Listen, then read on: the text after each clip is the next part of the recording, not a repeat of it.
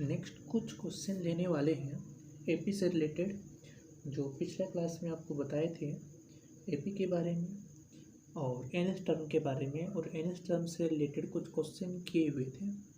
आज कुछ और क्वेश्चन ले रहे हैं और देखते हैं कि कैसे हम एनएस टर्म के हेल्प से बाकी जो बचा हुआ क्वेश्चन को सॉल्व कर पाएंगे।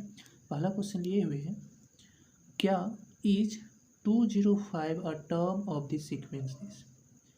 क्या 205 जो है इस सीक्वेंस का टर्म है या नहीं, ये आपको चेक करना है। तो सबसे पहले क्या करना होगा, आपको जो भी सीक्वेंस दिया हुआ है पहले वो देखना है कि क्या वो सीक्वेंस आपका एपी में है या जीपी में, किस में आपका ये दिया हुआ है। सबसे पहला काम यही करना है। तो आप देखो जो भी आपका सीक्वेंस दिया हुआ है उसको आप चेक करो क्या ये एपी में है या नहीं। तो चेक करने का क्या तरीका था, सेकेंड टर्म में फर्स्ट टर्म माइनस करो, 12 - 8 किए 4 मिला, 16 - 12 किए 4 मिला, 20 - 16 किए 4 मिला। सभी में सेम कॉमन डिफरेंस आ रहा है, इसका मतलब ये सीक्वेंस आपका एपी में दिया हुआ है, इसलिए लिखते हैं given sequence is an AP. पहला काम हो गया। पहला काम आपको यही करना है, कोई भी सीक्वेंस दिया होगा पहले उसको चेक करना है एपी में है या नहीं। यदि आप एपी से रिलेटेड क्वेश्चन बना रहे हो तो चेक करोगे कि एपी में है या नहीं। यदि आप कोई क्वेश्चन जीपी वाला बना रहे हो तो जीपी वाला चेक करोगे, ठीक है। पहला काम यदि हो गया चेक, जब ये एपी में है तब पूछ रहा है आपसे क्या 205 इस एपी में है या नहीं। तब उसके बाद क्या करना है कि जो भी नंबर को पूछ रहा है आप क्या कर लो, सपोज कर लो कि मे बी कि ये 205 इस एपी का कोई टर्म होगा। कौन सा टर्म होगा हमको तो नहीं पता, इसलिए हम क्या कि एनएस टर्म मान लिए, जनरल टर्म मान लेते हैं कि वो एनएस टर्म होगा उस एपी का। जब वो एनएस टर्म है इसका मतलब TN 205 होगा, वेयर N जो है इस 205 का पोजीशन है, और TN का फॉर्मूला आपको पता है ही, a+n-1 into d equal to 205। अब क्या करना है, आप देखो इस एपी का फर्स्ट टर्म चाहिए, कॉमन डिफरेंस A8 दिया हुआ है, D4 दिया हुआ है, यहाँ पे सिंपली पुट कर दो, सॉल्व करो। 8 को इधर ले गए, 205 में 8 - 1 197, 4 से डिवाइड किए, और n-1 है तो 1 को राइट साइड ले गए तो कितना मिल गया 197/4 + 1। सॉल्व किए तो 201/4, इसको आप डिवाइड करोगे तो 50:1/4 मिलेगा। इसका मतलब n जो आपका आ रहा है मिक्स फ्रैक्शन में आ रहा है, बट आपको पता है कि नंबर जो होगा किसी का पोजीशन कभी फ्रैक्शन नहीं हो सकता। जैसे आपका क्लास हो, आपका क्लास में किसी स्टूडेंट का रोल नंबर कभी मिक्स फ्रैक्शन नहीं होता कि 2.5 कि उस बच्चे का रोल नंबर 2.5 नहीं हो सकता, या तो 2 होगा या फिर 3 होगा, कभी उसका पोजीशन फ्रैक्शन में नहीं होता। तो इसी टाइप से इस सीक्वेंस में कोई भी नंबर का पोजीशन फ्रैक्शन नहीं हो सकता, बट यहाँ पे n जो आपका फ्रैक्शन में आ रहा है, तो इसका मतलब यही हो रहा है कि किसी भी सीक्वेंस में जो कोई भी टर्म यदि फ्रैक्शन में आ रहा है वो कभी नहीं हो सकता, फ्रैक्शन नेवर हो सकता है। जब फ्रैक्शन नहीं हो सकता है इसका मतलब साफ पता चल रहा है कि 205 तब इस एपी का कोई टर्म तब नहीं हो सकता। यदि 205 इस एपी का टर्म होता तो कोई एक फिक्स नंबर आता, कोई एक होल नंबर आता, ठीक है।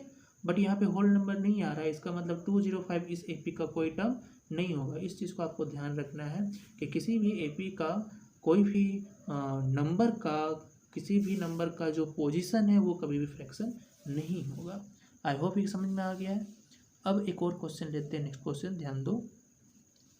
नेक्स्ट क्वेश्चन है, ये इंपॉर्टेंट है, देखो ध्यान से कैसे क्वेश्चन सॉल्व करेंगे, इससे रिलेटेड बहुत सारा आपको क्वेश्चन मिलेगा।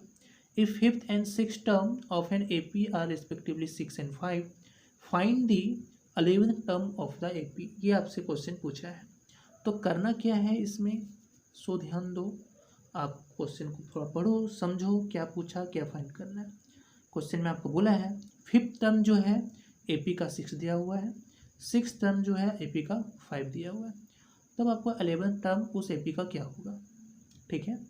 तो आपको पता है किसी भी एपी का कोई टर्म फाइंड करना हो तो आपको उसके लिए first term and common difference का रिक्वायरमेंट होगा, बट यहाँ पे फर्स्ट एंड कॉमन डिफरेंस नहीं दिया हुआ है। तो आप क्या कर लो, सपोज कर लो कि ए एंड डी जो है first term and common difference है इस एपी का रेस्पेक्टिवली, ठीक है, सपोज कर लिए। अब जो गिवन इन्फॉर्मेशन है उस इन्फॉर्मेशन का यूज करके हम फर्स्ट टर्म और कॉमन डिफरेंस फाइंड करेंगे। First term common difference find हो गया, तब रिक्वायर्ड टर्म इजिली आप फाइंड कर सकते हो बाय यूजिंग Tn का फॉर्मूला से। नाउ T5 कितना दिया हुआ है 6, T6 आपका कितना दिया हुआ है 5। जस्ट फॉर्मूला अप्लाई कीजिए, a plus n minus one, 5 minus one into d equal to 6, a plus 4d equal to 6, a plus 5d equal to 5। I hope यहाँ तक समझ में आ गया। ऐसा ही कभी भी इस टाइप का क्वेश्चन आपके पास आए तो पहला काम को यही करना है, first term common difference suppose कर लो आप, और जो दो गिवन इन्फॉर्मेशन है उससे आप दो इक्वेशन बना लो।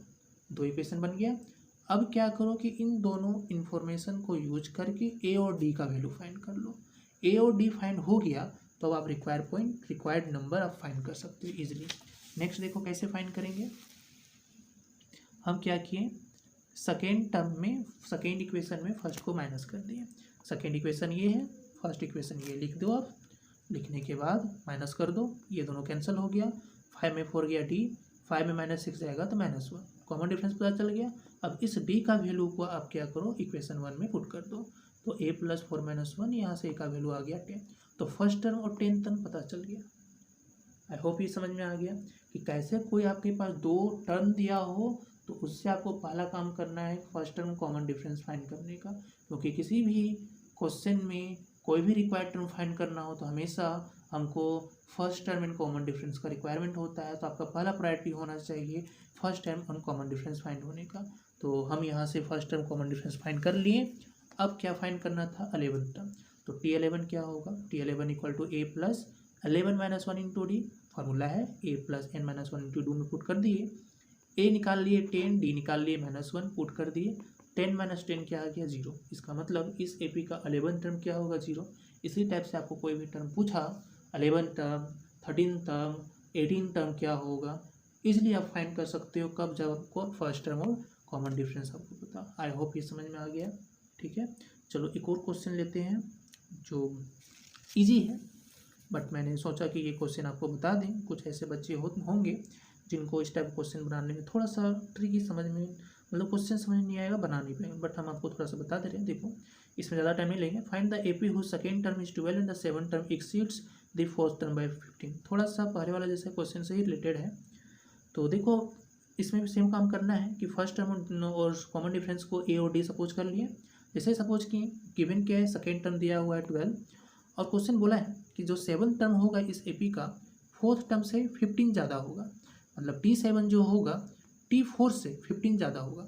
ये लिखने के लिए आपको आना चाहिए पहला चीज़ कि जो 7th टर्म है 4th टर्म से कितना ज़्यादा है, 15 ज़्यादा है। हम यहाँ पे इक्वेशन बना रहे हैं, मतलब T7 को इसके इक्वल कर रहे हैं, तो इसका मतलब ये 15 ज़्यादा है। कौन ज़्यादा है, T7 ज़्यादा है। इसलिए क्या किए, T4 में 15 ऐड कर दिए, इसका मतलब T7 T4 से 15 ज़्यादा है। आई होप ये समझ में आ गया। अब जो इन्फॉर्मेशन दिया है उसको यूज कर लो, a plus 2 minus 1 into D, तो a प्लस डी इक्वल 12 यहाँ मिला। सिमिलरली a प्लस 6d, यहाँ पे a प्लस 7 माइनस 1 मतलब 6d equal to a plus 3d plus 15। Now solve करो, इन दोनों को लेफ्ट साइड ले आओ, a कैंसिल हो गया, 6d में 3d गया 3d, 15d का वैल्यू मिल गया 5। अब इस 5 को यहाँ पे पुट कर दो, इससे a का वैल्यू फाइंड कर लो। तो a का वैल्यू कितना आ गया 7। अब रिक्वायर्ड AP क्या होता है, जनरल टर्म क्या बताए थे AP का, a plus D, a plus 2d, a plus 3d, यही था आपका। तो फर्स्ट टर्म कॉमन डिफरेंस पता चल ही गया है।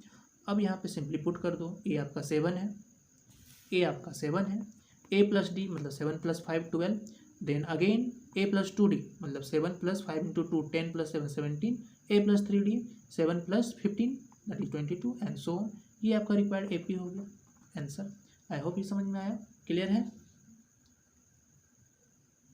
नेक्स्ट वन मोर क्वेश्चन ले रहे हैं, बहुत इंपॉर्टेंट क्वेश्चन है। ऐसा क्वेश्चन आपको मैक्सिमम आपके एग्जाम में पूछे जाएंगे, टफ क्वेश्चन ये कंसिडर किए जाते हैं। ठीक है, क्वेश्चन देखो आप क्या हम लिखे हैं, how many whole number each divisible by 7 lie between 200 and 500। मतलब आपको बताना है कि 200 एंड 500 के बीच में कितने सारे ऐसे नंबर हैं जो 7 से डिविजिबल होंगे।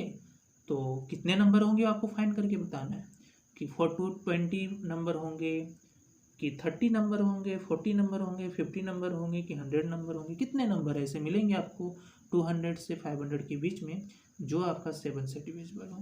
ये काफ़ी इंपॉर्टेंट है आपका क्वेश्चन। ठीक है, ऐसे बहुत सारे क्वेश्चन पूछा जा सकता है आपको। यहाँ पे डिविजिबल 7 हम लिए हुए हैं, कहीं पे आपको मिल सकता है 3 से डिविजिबल, कहीं पे आपको मिल सकता है 2 से डिविजिबल, क्वेश्चन चेंज हो सकता है बट ये इंपॉर्टेंट है। तो पहला काम इसमें क्या करना होता है, कैसे आप देखोगे, तो पहला काम क्या करना है कि आप क्या करो, देखो कि 200 और 500 के बीच में आपको नंबर फाइंड करना है कि कितने नंबर होंगे। तो पहला काम कर क्या करो कि 200 से स्टार्ट करो और पहला फाइंड करना स्टार्ट करो कि अच्छा 200 से और 500 के बीच में बोला है तो 200 के बाद नंबर लेना आप स्टार्ट करो, 201, 202, 203 और देखो 7 से डिवाइड करके कि पहला नंबर कौन सा मिल रहा है जो 7 से डिवाइड होने वाला है। ठीक है, क्या बोलते हैं, जैसे 201 लेते हैं, क्या ये 7 से डिविजुअल होगा, नहीं डिवाइड होगा। ठीक है, फिर ले लो 202, क्या ये 7 से डिविजुअल होगा, यदि आप डिवाइड करने का प्रयास करते हो 7 2 14, 6 मिल गया 2, 7 9 63 वो होता है बट यहाँ पे 7 8 आएगा 56 मिलेगा, जो रिमाइंडर आपका 6 देगा, मतलब 202 भी डिविजिबल नहीं है। अब देखो 203 बिल्कुल 7 से डिविजिबल हो गया, इसका मतलब फर्स्ट टर्म आपको पता चल गया 203 जो 7 से डिविजिबल है। आई होप समझ में आया। तो पहला काम क्या करना है कि 200 के बाद से नंबर लेना स्टार्ट करो और देखो डिवाइड करें कौन सा पहला नंबर मिला। तो पहला नंबर आपको मिल गया 203। सेकेंड नंबर कौन होगा, जस्ट उसके 7 बड़ा, क्योंकि 204 205 जस्ट इसके बाद जो 7 इसमें ऐड कर दो तो आ गया कितना कितना 2010 सॉरी 210, तो मतलब सेकेंड नंबर आपका 210 होगा। तो इस टाइप से क्या करो, 200 के बाद वाले कुछ नंबर को काउंट कर लो जो 7 से डिविजिबल हो। तो हम काउंट कर लिए, पहला 203, 210, 270। पहला काम क्या करना है कि केवल आप एक नंबर फाइंड कर लो, उसमें जिससे आप डिवाइड कर रहे हो उसको आप ऐड करते जाओ, तो ऑब्वियस है वो सेकेंड नंबर हो जाएगा, फिर थर्ड नंबर हो जाएगा। क्लियर है यहाँ तक। नेक्स्ट, ये तो हो गया स्टार्टिंग का, बट इन दोनों के बीच का नंबर पूछा है।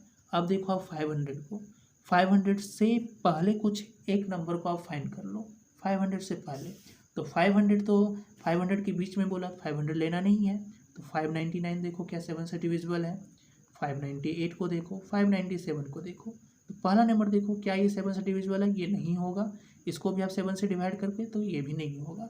फिर देखो 497 को आप डिवाइड करोगे 7 से, तो 7 49, 7 बच गया, 7 1 रिमाइंडर आ गया 0। इसका मतलब कि 500 से जस्ट पहले का नंबर 497 है जो 7 से डिविजिबल है। क्लियर है यहाँ तक।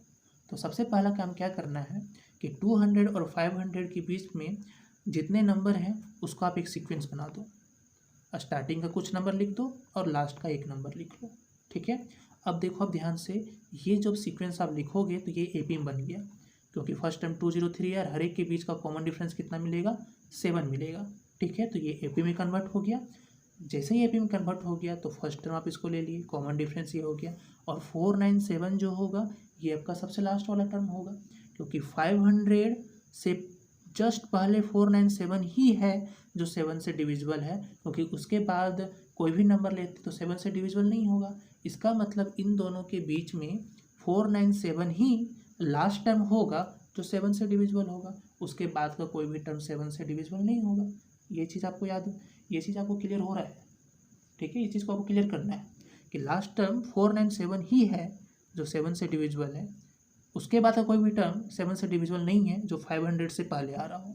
क्लियर, तो मतलब 497 जो आपके यहाँ पे है वो आपके लिए लास्ट टर्म बनेगा। ये चीज़ ध्यान देना है।